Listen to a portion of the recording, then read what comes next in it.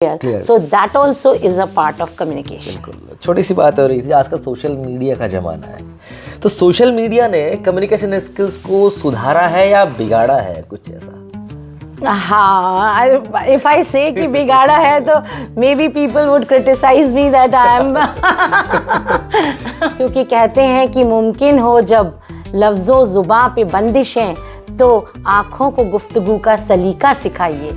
देखिए, जब हम लोग कम्युनिकेशन की बात करते हैं तो मोस्टली हम लोग सोचते हैं कि केवल इंग्लिश कम्युनिकेशन की ही बात है। सही कहा, और वाकई मुझे पहले ही प्रश्न पे या दूसरे प्रश्न पे मतलब वो गूज बम्स आने लगेगी। नमस्कार दोस्तों, आप देख रहे हैं पॉडकास्ट विद SWM स्टोरी, एक ऐसा मंच जहां हम बात करते हैं उन स्किल्स और आइडियाज़ की जो आपकी सोच से लेकर करियर तक सब कुछ बदल देते हैं। आज का हमारा बेहद खास विषय है communication skills, a barrier for everyone, और एक ऐसी स्किल जो सफलता का दरवाज़ा भी खोलती है और कई बार हमारे रास्ते की सबसे बड़ी रुकावट भी बन जाती है।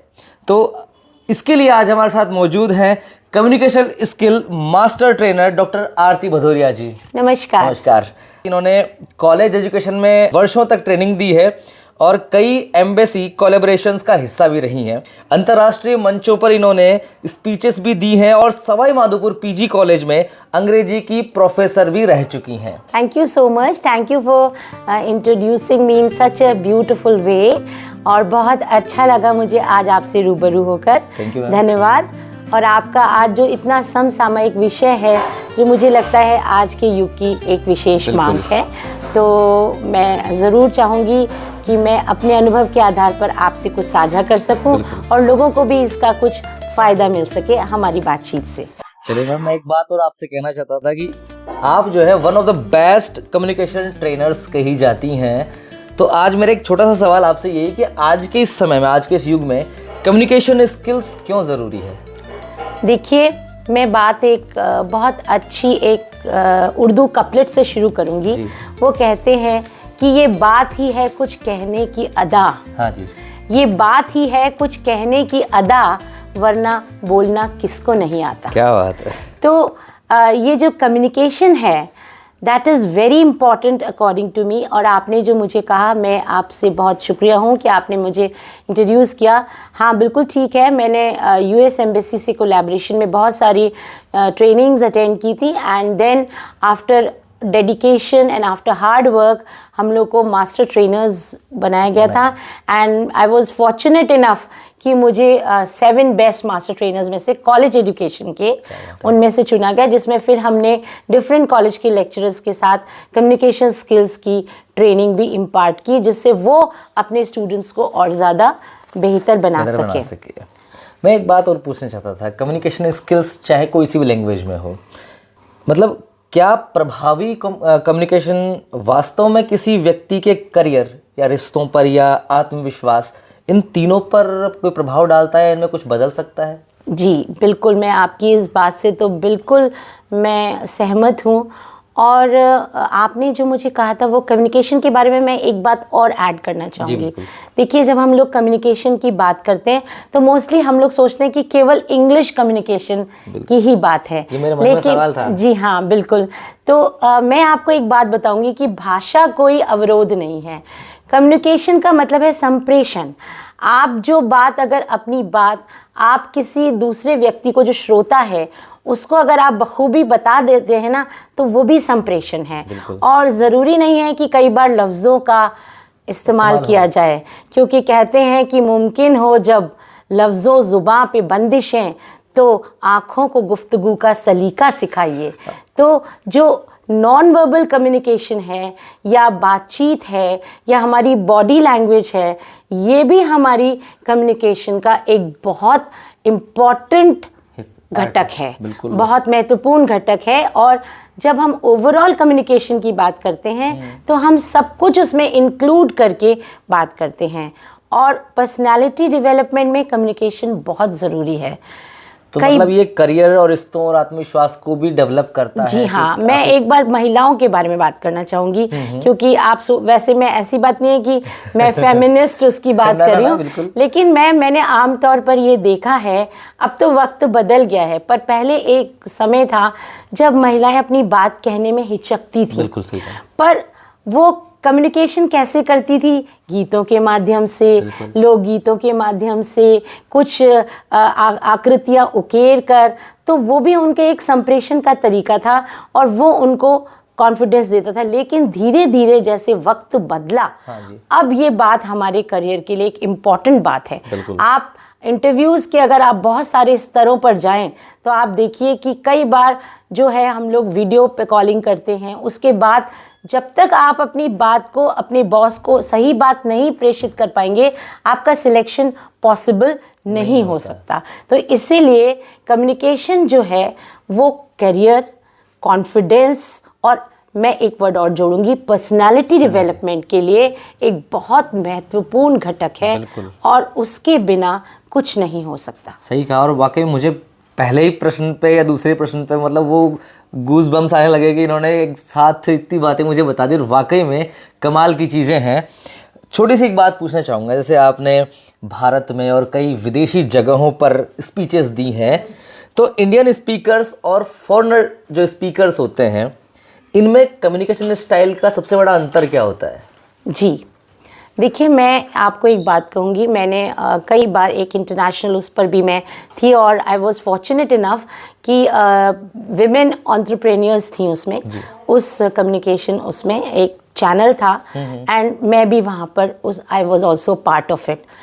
तो सबके कहने का तरीका अलग था, हर महिलाएं अलग अलग बैकग्राउंड से थीं, पृष्ठभूमि से थीं जी। लेकिन मुझे एक बात बड़ी वो लगी कि हर महिला की एक ही पीड़ा थी। अच्छा।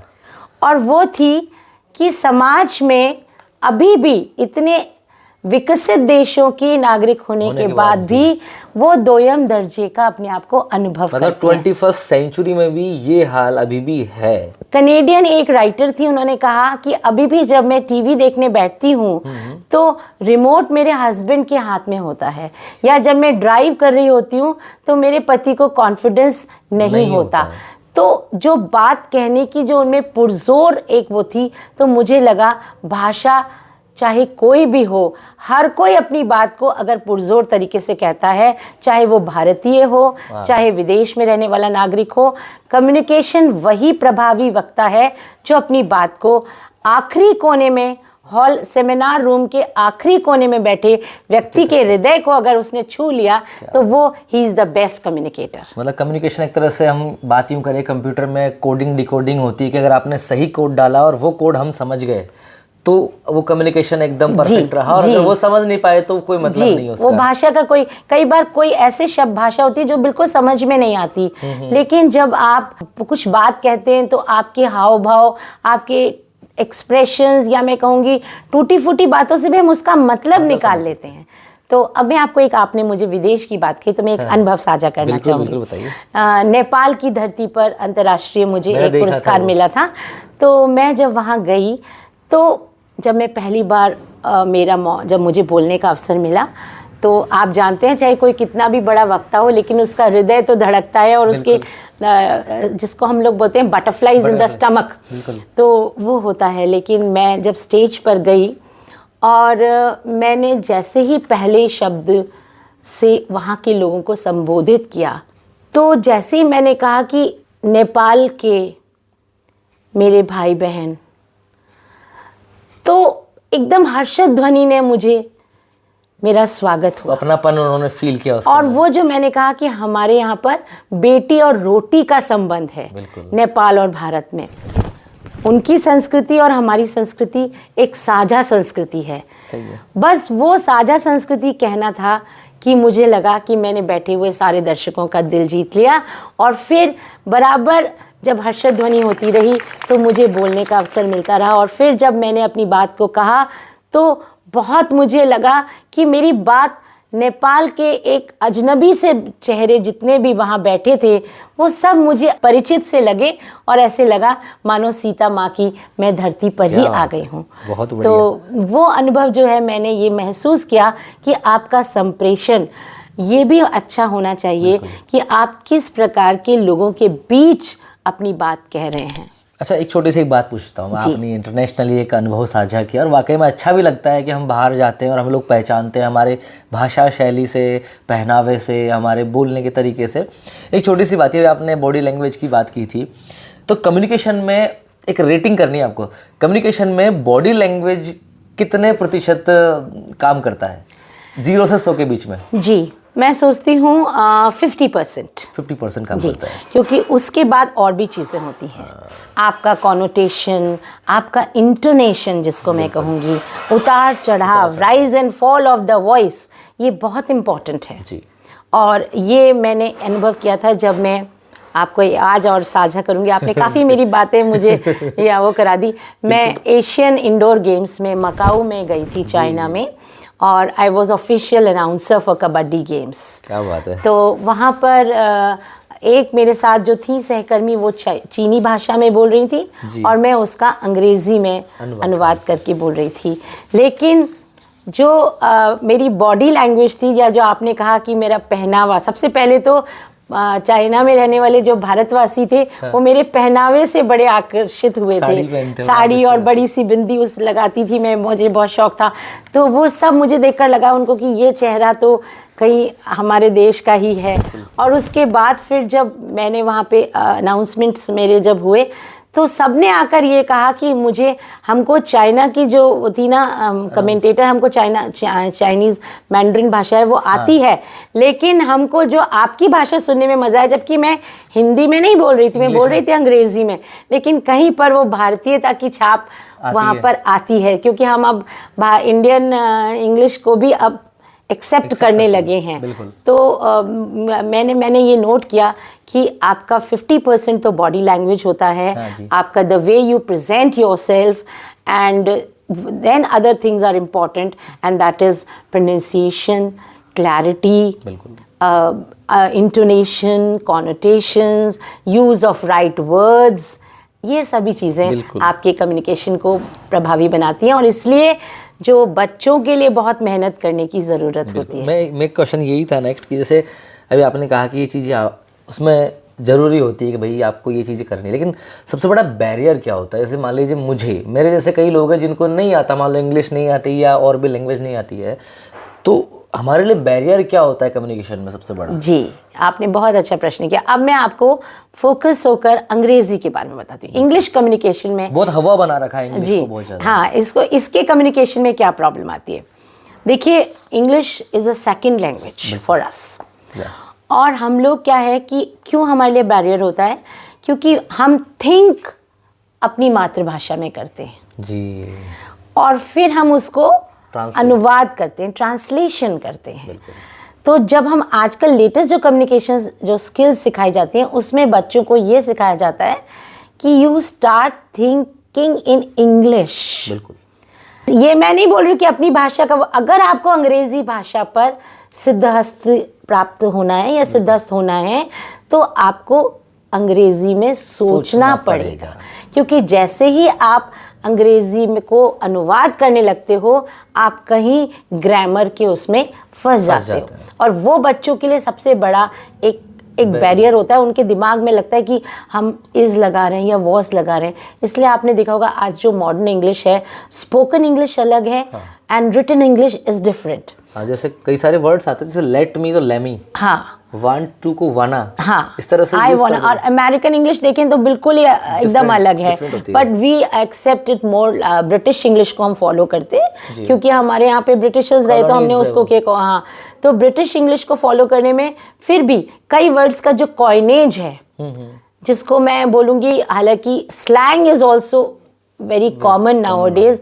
अब स्लैंग यूज़ होने लग गया है, छोटे छोटे हम जिसको बोलेंगे एक्रोनिम्स यूज़ करने लगे हैं, तो उनसे है। लेकिन फिर जो आप बात कर रहे हैं कि बच्चों को डर इसलिए लगता है क्योंकि उनको ऐसे लगता है कि हम पहले सोचेंगे फिर हम इसको ट्रांसलेट करेंगे। तो अगर हम उनको छोटी छोटी प्रैक्टिसेस देंगे जैसे हम उनके सामने वर्ड्स दे देंगे, उनको वर्ड बैंक प्रोवाइड करा देते हैं, फिर हम उनको फ्री कर देते हैं, फिर हम उनको कहते हैं think whatever you want to think, कुछ भी तुम्हारे दिमाग में आए, जस्ट मेक स्मॉल सेंटेंसेस, कोई टेंसेस की चिंता नहीं है, very small tense, make it in a present tense. तो धीरे धीरे वो क्या है, फर्स्ट स्टेप से वो उनका जो एक बैड ब्लॉकेज है वो रिमूव होने लग जाता है। तो ये बैरियर होता है बच्चों के लिए। क्या आप मानती हैं कि इंग्लिश बोलना ही कम्युनिकेशन नहीं है? जैसे बल्कि ये सिर्फ एक हिस्सा है हमारी लाइफ का कि हम बोलें, जहाँ ज़रूरत हो वहाँ बोले, जहाँ ज़रूरत ना वहाँ नहीं बोले, क्योंकि कई बार क्या होता है जहाँ ज़रूरत नहीं है वहाँ इंग्लिश बोलना ज़्यादा प्रेफर करते हैं कई लोग। जी, मैं बिल्कुल आपकी बात से सहमत हूँ और मुझे बहुत मतलब भाषा को लेकर जो लोगों का एक मैं कहती हूँ जो उनकी संकीर्णता है विचारों की, उससे मैं काफ़ी असहमत हूँ। देखिए, मैं अंग्रेज़ी की प्रोफेसर रही हूँ, लेकिन मैं अब जो रचनात्मक कार्य करती हूँ वो मेरा अंग्रेज़ी और हिंदी दोनों में है, लेकिन हिंदी में ज़्यादा है। अच्छा जी। क्योंकि जब मैं कहानी, कविता या मेरी कल्पना की उड़ान को लेकर बैठती हूँ तो मुझे अपनी भाषा में वो बहुत परिचय लगता है। तो बच्चों को दिमाग से ये हटा देना चाहिए कि इंग्लिश कोई बहुत बड़ा हुआ, ठीक है, इंग्लिश आपके लिए बहुत ज़रूरी है because it is an international language, और इसको सीखने के लिए अगर आप उस ब्लॉकेज को हटा दो, जो आपके मन में आ रहा है, अगर आप बोलना शुरू करो धीरे धीरे धीरे, तो आप ग्रामर के उससे दूर हट जाओगे। मैंने आपका कथा संग्रह में आपने मुझे बताया था, तो मैंने देखा था तो कथा जारी रहे जी, एक जब मिलोगे मुझसे, आपका काव्य संग्रह जी, एक शब्दों का कारवा जी, अभी लेटेस्ट मेरा सांसों का निनाद। सांसों का निनाद। देखिए, मतलब जरूरी नहीं कि इंग्लिश ही आप उसमें यूज़ करें, एक हमारी खुद की लैंग्वेज भी होती है, उसको अगर हमारी लैंग्वेज में लिखेंगे ज़्यादा उसमें इंटरेस्ट लेंगे लोग। वो आप अपने घर में अपना महसूस करते हो, अपनी जो मिट्टी की सौंधी गमक है ना वो उसमें आती है। और मुझे संस्कृत भी बहुत अच्छी लगती है। मैं आपको और बताना चाहूँगी हमारे दर्शकों के लिए भी कि मेरे पास अंग्रेज़ी और संस्कृत का एक बड़ा ऐसा कॉम्बिनेशन था जो आम तौर पर लोगों के पास कम होता है। मैं वैसे कॉन्वेंट में पढ़ी हूँ 12th तक, उसके बाद फिर जब मैंने ग्रेजुएशन किया तो मैंने इंग्लिश और संस्कृत लिया और संस्कृत में मुझे डिस्टिंक्शन मिली। फिर एमए मैंने स्नातकोत्तर की उपाधि मैंने इंग्लिश से ली, फिर पीएचडी भी इंग्लिश में की। पर ऐसा कुछ नहीं है, भाषा आपको सीखने की ललक होनी चाहिए। आप किसी भी भाषा में, जो मैं फिर वापस आऊँगी, अगर आप क्लैरिटी, आपका प्रोनाउंसिएशन, आपका जो वोकैबुलरी, एक ये शब्द भंडार में बहुत ज़रूरी समझती हूँ। आपकी टोकरी में जितने शब्द होंगे वो फिर आप उनको निकाल कर आप अपनी भाषा को बहुत अच्छा प्रभावित, चाहे वो अंग्रेज़ी हो और चाहे हिंदी हो। बिल्कुल। जैसे छोटे शहरों के जो यूथ है अभी, उनमें कम्युनिकेशन गैप सबसे ज़्यादा क्यों देखा जाता है अपने यहाँ पे? देखिए, आजकल लोग ने पढ़ना छोड़ दिया है, बड़े दुख की बात है। पहले किताबें पढ़ते थे, जो भी था किताबें पढ़ते थे, साहित्य पढ़ते थे। हम लोगों को, जब हम लोग पढ़ते थे, हम लोग को सिखाया जाता था कि आप जाइए लाइब्रेरी में, जैसे हमको शेक्सपियर के बारे में कुछ लिखना है, शेक्सपियर ने कोई ट्रेजेडी लिखी है, तो हमको जो ट्रेजेडी के बारे में जो रेफरेंस बुक होती थी वो लाइब्रेरी से ढूंढनी पड़ती थी। फिर हम उसमें ये देखते थे कि शेक्सपियर ने उसको कितना फॉलो किया। तो हम लोग किताबें पढ़ते थे, तब हमारी ओरिजिनलिटी निकलती थी और हमारे नोट्स ऐसे बनते थे। आजकल गाइड्स आने लगे हैं, 1 वीक सीरीज आ गई हैं, 7 डेज में आ जाता है, वो भी खैर छोड़िए। पर कम्युनिकेशन की अगर बात करें तो हमने पढ़ना छोड़ दिया है, तभी इसीलिए कम्युनिकेशन गैप। और हर बच्चे को, स्पेशली छोटे शहर के बच्चों को जो पढ़ना चाहते हैं, अगर चाहे कोई भी भाषा हो, अगर आइए we can focus it on English also because I had been professor in English, और मैं चाहती हूँ बच्चों में इंग्लिश स्किल्स भी डेवलप हो, कि वो न्यूज़पेपर पढ़े, बिल्कुल, और न्यूज़ सुने। हम लोग इंग्लिश न्यूज़ सुनते थे, we followed the intonation, LSRW जो हम बोलते हैं उसको। जी, वो चीज़ें थी। फिर 3 R's की नॉलेज होनी चाहिए हमको। प्लस मैं आज भी आपको एक बड़े मज़ेदार वो बताती हूँ कि मैं संस्कृत की तरफ भी अट्रैक्ट होती थी, तो संस्कृत में वो आती थी समाचार आते थे, है ना। तो इयम आकाशवाणी संप्रति वार्तायाम श्रूयंता प्रवाचका बलदेव शास्त्री। मैं अब सारे क्वेश्चन भूल गया मेरे। अब वो चीज़ हमने बचपन से सीखी, सुन सुन के I learned it by heart. तो अब मैं वो उस पर भी बोल सकती हूँ। तो वही बच्चों के लिए मैं कहूँगी कि बच्चे जितनी ज़्यादा आप अंग्रेज़ी पढ़ेंगे, अंडरलाइन करिए, अपनी एक पॉकेट बुक बनाइए जिसमें आप वोकैबुलरी की जो आपकी वो है, it must be full of vocabulary आपकी पॉकेट, और उसको पढ़िए। फिल्में देखिए इंग्लिश की, और इंग्लिश की फिल्म के साथ जो Subtitle। कैप्शंस आते हैं उनको पढ़िए और उनको सीखिए। मैं कई बार यही करता हूँ, जी। इंग्लिश मूवीज देखता हूँ तो सबटाइटल चलता रहता है, तो कई बार वर्ड समझ में आते हैं। एक बार मेरे सामने वर्ड आ गया ब्रेड। हाँ, ब्रेड होता क्या, बोला ब्रेड था। हाँ। ब्रेड तो खाने वाला ब्रेड नहीं, होता है, ब्रेड, हाँ। पर वो ब्रेड वो बालों के लिए होता है, खुले बालों के लिए। BRAID ब्रेड है ना, छोटी। तो कई सारे शब्द हम वहां से सीख लेते हैं। अब मैं आपको एक इंटोनेशन की बात बताती हूँ। हाँ जी। किसी भी बात को कहने में कितना डिफरेंट तरीका होता है। बिल्कुल। एक बड़ा इंटरेस्टिंग सा किस्सा है कि हमारे घर में एक शादी थी, तो NRIs आए थे। तो मेरी जो नीस है वो बड़ी चुलबुली, तो उसने उनसे जूते छीन लिए। वो लड़के वाले NRI थे, तो उसने बोला कि and she is from Indian Army. तो उसने बोला कि I am from Indian Army, वो लड़की बोली। तो बोले, oh Indian Army is not only powerful, it is painful too, है ना। तो वो जो इंटोनेशन था ना, पेनफुल टू, तो उससे सारी बात क्लियर हो गई। तो ये होती है कम्युनिकेशन स्किल। अपने ये सारे जो भाव हैं वो सब उसके अंदर आ जाते हैं। जी, हमने कहाँ किसी बात को कहा, एक ही सेंटेंस को हम स्टूडेंट्स को बताते हैं, आप कितनी तरीके से, she is beautiful, she is beautiful, she is beautiful, she is beautiful. तो वो आप देखिए, मैंने कुछ भी नहीं बोला, but rise and fall and intonation has made it clear. So that also is a part of communication. बिल्कुल। छोटी सी बात हो रही थी, आजकल सोशल मीडिया का ज़माना है, तो सोशल मीडिया ने कम्युनिकेशन स्किल्स को सुधारा है या बिगाड़ा है, कुछ ऐसा? हाँ, इफ आई से कि बिगाड़ा है तो maybe people would criticize me that I M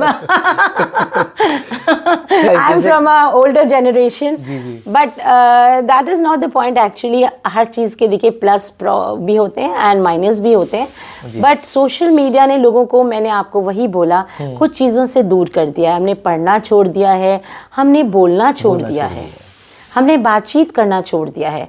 आज ओल्ड पर्सन्स की प्रॉब्लम क्या है, there is no one to listen to them. वो बात करना चाहते हैं, वो बात करना चाहते हैं, उनके पास इतनी सारी कम्युनिकेशन की स्किल्स हैं, उनके पास कहानी सुनाने की एक तरीका है जिसमें वो बहुत सारी चीज़ें बताते हैं। लेकिन आज बच्चे जो हैं वो सोशल मीडिया में, they are more in games और उसमें लगे हुए हैं। तो somewhere we need a break. बिल्कुल। और ब्रेक जब तक हमारे बच्चे नहीं करेंगे, जब तक वो अपने आप को डेडिकेट नहीं करेंगे, ज़्यादा पढ़ेंगे, ज़्यादा सुनेंगे, अच्छी बातें सुनेंगे जो उनके काम की हैं, उनकी कम्युनिकेशन स्किल्स अच्छी नहीं होंगी। मतलब टोटली बात ये है कि हर चीज़ के दो पहलू होते हैं, और दोनों में जैसा आप एक्सेप्ट करना चाहें वैसा एक्सेप्ट कर लेंगे। कई सारे वर्ड्स हम टाइप कर देते हैं कई बार कि ना, जैसे ओके या कोई भी और बड़ा लॉन्ग वर्ड है उसको शॉर्ट एब्रीवेशन करके उसको डाल देते हैं, तो हमें क्या वो स्पेलिंग तक याद नहीं रहती है उसमें।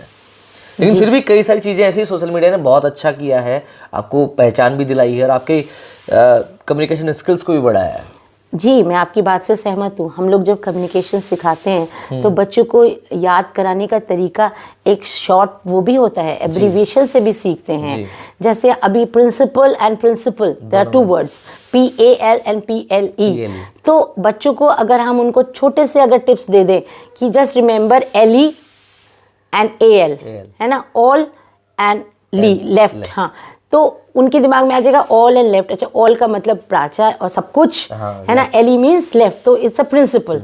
तो ये छोटी छोटी टिप्स जो हैं वो हम लोग कम्युनिकेशन में सिखाते हैं, and they are very important. जो आप कह रहे हो, SMS लैंग्वेज ने कहीं बच्चों को थोड़ा सा एक्सपीडिएट भी किया है, लेकिन फिर अगेन द पॉइंट कम्स कि आपको कहीं ना कहीं थोड़ा सा अपने आप को और ज़्यादा स्किल्ड, और हर चीज़ के लिए मैं बोलूँगी स्किल बेस्ड होता है everything, and that needs lot of training, lot of dedication and lot of hard work. बिल्कुल सही कहा। चलिए, आपने कुछ देर पहले शुरुआत में महिलाओं की बात की थी जी। छोटा सा सवाल था कि महिलाएं जो कम्युनिकेशन करती हैं उसमें अपने आप को इतना पीछे क्यों महसूस करती है? कारण क्या है? जैसे समाज है या परिवार है या फिर खुद का कॉन्फिडेंस है, तो इनमें कौन सा एक पार्ट आप मानती हैं? ये बड़ा आपने काफ़ी बड़ा पैना प्रश्न किया है। ये चीज़ें क्लियर होनी चाहिए। जी बिल्कुल, आपकी आजकल बात 21st सेंचुरी में हम लोग जी जी रहे हैं। बिल्कुल आपकी बात सही है। असल में क्या है, कुछ सामाजिक परिवेश इस प्रकार है, अभी हमारे यहाँ पर परिवर्तन तो आ रहा है, there is lot of changes, but some fundamental changes are not being taken place. बिल्कुल। आज भी हम एक बार को लड़के और लड़की के कंपैरिजन में, जैसे लड़के को लड़की की तरह क्यों रो रहा है, हाँ वो तो वो एक ऐसा एक स्टिग्मा है which is attach to girls, और वो ना चाहते हुए भी उनके दिमाग में वो है। तो कहीं ना कहीं क्या है, हम लोग से मतलब नॉट ओनली मी, मैं अपने को भी इंक्लूड करती हूँ, हम लोग अपने आप को सेल्फ सिंपैथाइज करने में लगे रहते हैं, और हमको लगता है कि हमारा अटेंशन, ऐसे हम अटेंशन अट्रैक्ट कर पाएंगे जब हम अपने आप को सिंपैथाइज करेंगे।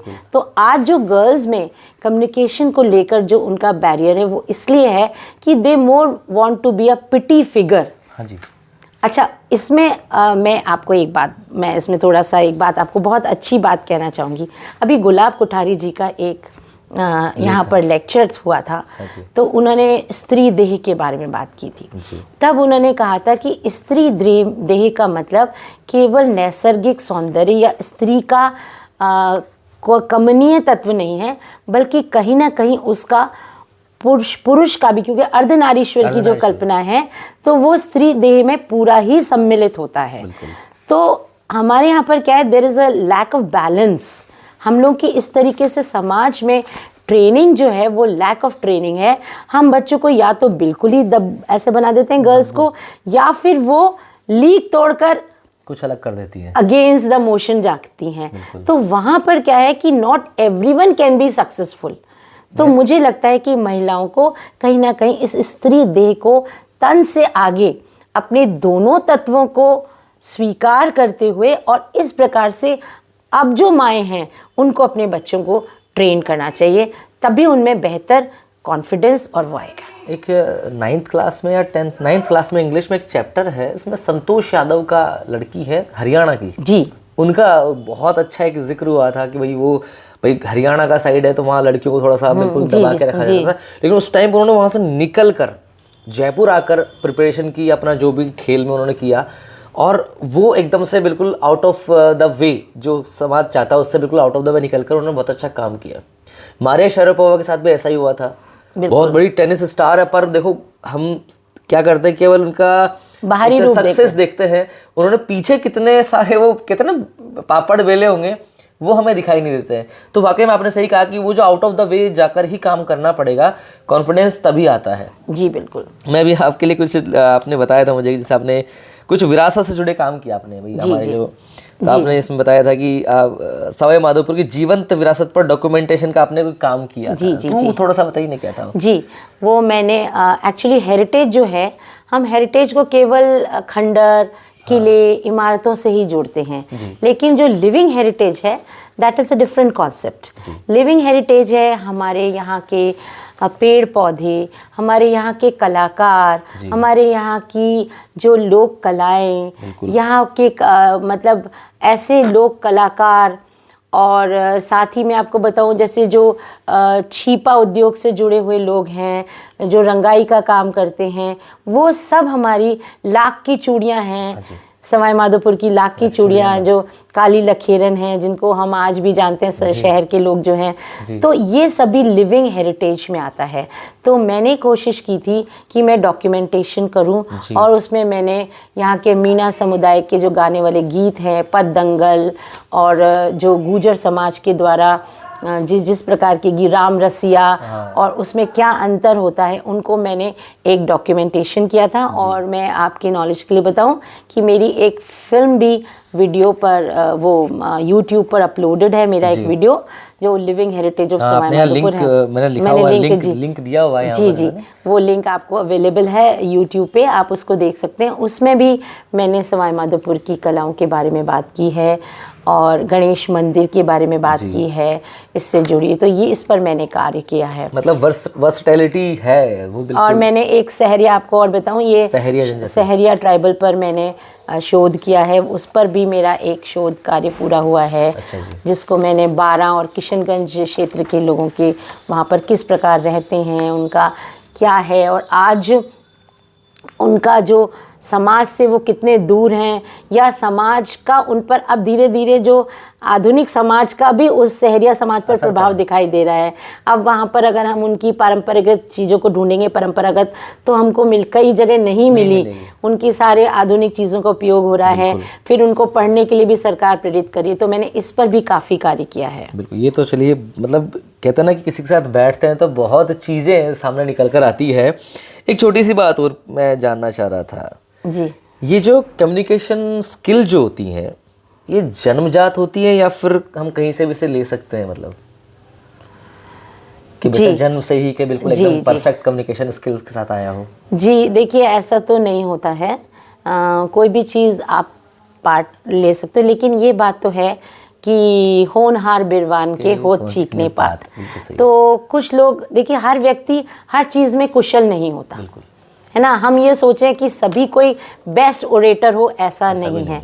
लेकिन फिर भी अगर आपके अंदर उसको करने की ज़ील है, एंथुजियाज्म है, तो आप उसको प्रयास करके प्राप्त कर सकते हो। ये बात ज़रूर है कि कुछ लोग तो जन्मजात होते हैं जो मतलब बहुत जल्दी, और कम्युनिकेशन जो है, बच्चे, आपने देखा होगा लड़के और लड़की में भी अंतर होता है। पैदा होने के बाद कुछ लड़के जो होते हैं वो बहुत देर से बोलना शुरू करते हैं, लड़कियां, कुछ लड़के अगर आप स्टडी करो तो वो जल्दी बोलती हैं, उनका रिसेप्टर जो है वो ज़्यादा अच्छा होता है, वो अपनी माँ से सीखती हैं जो भी बोलती हैं।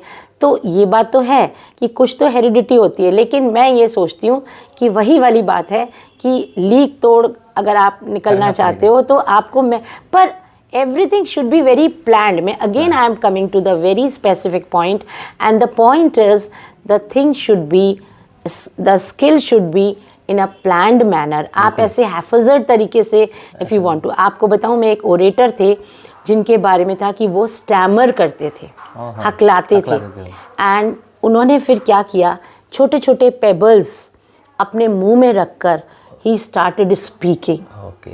एंड आपको मैं बताऊं, he was one of the best orator in the world. आज आप एक वो हैं, लेडी हैं जो विंसी, क्या मैं नाम एकदम से मेरे दिमाग से स्लिप हो गया, she is a very good communicator. आज उनका आप कम्युनिकेशन लेवल देखिए तो लगता है कि वो पहले क्या थी, she was from a very low background, लेकिन आप अगर चाहें तो अपनी मेहनत से कर सकते हैं। मेहनत होनी चाहिए, और उसके लिए ट्रेनिंग, हम लोग जो कम्युनिकेशंस क्लासेस करते हैं उसमें हम बच्चों को ऑडियोज़ और वीडियोज़ दिखाते हैं एंड प्रोनाउंसिएशन ड्रिल्स देते हैं। बिल्कुल, क्योंकि प्रोनाउंसिएशन की बारीकियां बहुत बहुत ही वो हैं। आपने हिंदी में देखिए, मैं बताऊं, हिंदी बहुत अच्छी समृद्ध भाषा है, मैं कहूँगी। वहाँ तालव्य सकार और दंतव्य सकार और मूर्धन्य सकार और ओष्टव्य सकार, उसमें अंतर है ना। लेकिन इंग्लिश में कई बार आपका बड़ा टिकलिश है कि आपका, जैसे आपने बोला कि SAW सौ एंड SHAW शॉ, तो अब स और श कहाँ पर आपकी बाइलिबियल है, कहाँ पर, ये सारी जो चीज़ें हैं वो भी कम्युनिकेशन में होती हैं। और हम लोग बच्चों को सिखाते हैं कि जब लिप्स दो टकराएं, एक मैं आपको छोटा सा एग्जांपल और बताऊं, जैसे V और W है, ज़्यादातर लोगों को शायद इसका अंतर नहीं पता। हम लोग वेरी गुड बोलते हैं, वंडरफुल बोलते हैं, लेकिन वेरी और वंडरफुल कैसे बोला जाता है? जब V बोलते हैं लिप्स को स्ट्रेच करते हैं, वेरी, और वंडरफुल बोलते हैं तो आपकी लिप्स सर्क्यूलर मोशन में होते हैं, वंडरफुल। तभी तो उनके ना जो विदेशी लोग होते हैं उनके ना लिप्स कुछ अलग तरीके के होते हैं उनके। Wonderful, wonderful, very very very में they stretch their lips and उसमें they make it in a circular motion. So these all are tips जो अब इसमें आती है पूरी एक, अब इंग्लिश में तो ये पूरी एक भाषा ध्वनि विज्ञान है। स्टूडेंट के लिए छोटी सी बात पूछता हूँ जी, कि स्टूडेंट को रोज सिर्फ 10 मिनट के लिए कोई एक ऐसी एक्सरसाइज जो इंग्लिश उनके बेटर हो जाए, जी, कोई 3 बातें 2 बातें आपकी तरफ से। एक तो मैं आपको ये बोलती हूँ कि वो 10 मिनट थोड़ा सा अखबार पढ़ें, जी अंडरलाइन दोज वर्ड्स जो उनको डिफ़िकल्ट लग रहे हैं, जी। Note it down in a diary, try to find out its meaning.